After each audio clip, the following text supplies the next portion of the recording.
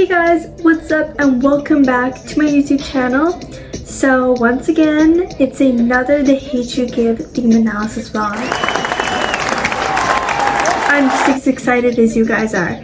Anyways, so today I will be talking about more themes that I found in the book The Hate You Give, specifically throughout chapters 16 to 19. So you guys know the drill. We're just going to talk about it, discuss, and yeah, let's just get straight into it. So the first theme, if you guessed, of course, it's identity. Obviously.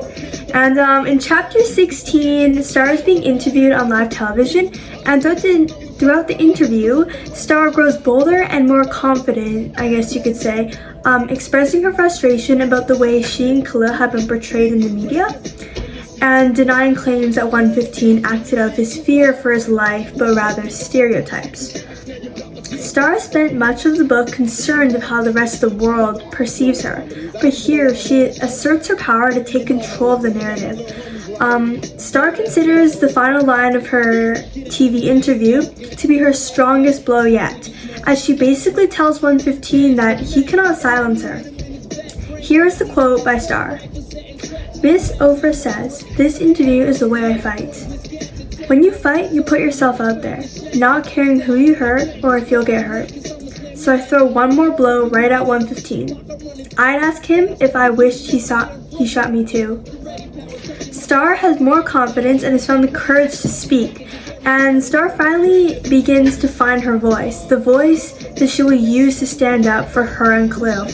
It's like her weapon that 115 doesn't have. He may have a gun, but Star has her voice. So the second theme is courage. And in chapter 19, Star is going to court, and she must go into the courtroom by herself.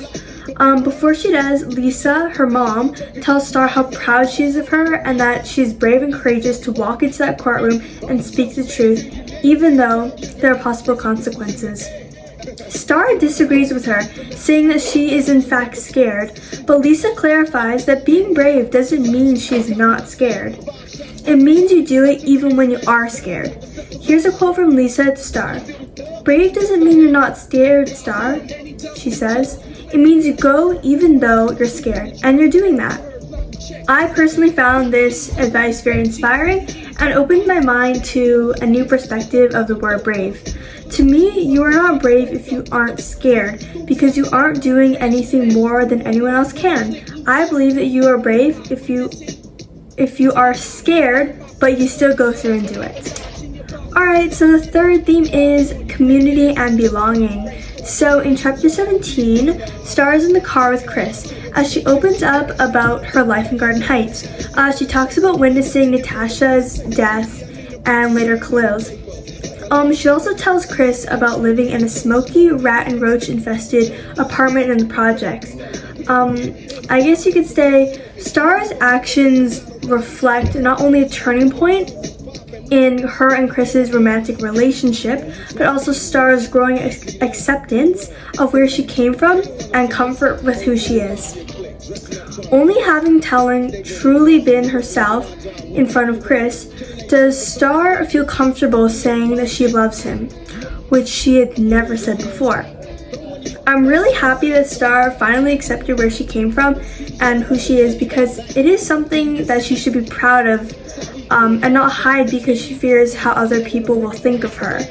Chris loves her no matter what, no matter who she is, no matter where she came from. So Star, whether she came from Garden Heights or not, embracing your true self is your best self. So I'm glad that Star finally built up the courage to kind of put out her true self and express herself in that way.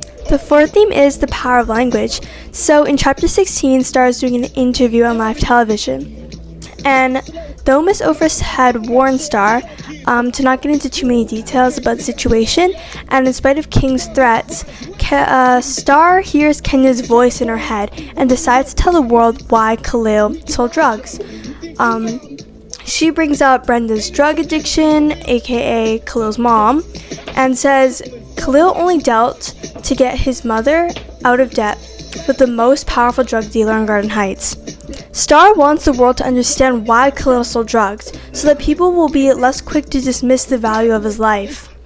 She dry snitches on King despite knowing full well the danger she's put herself in, because she believes Khalil's life and the truth to be more important than her own safety.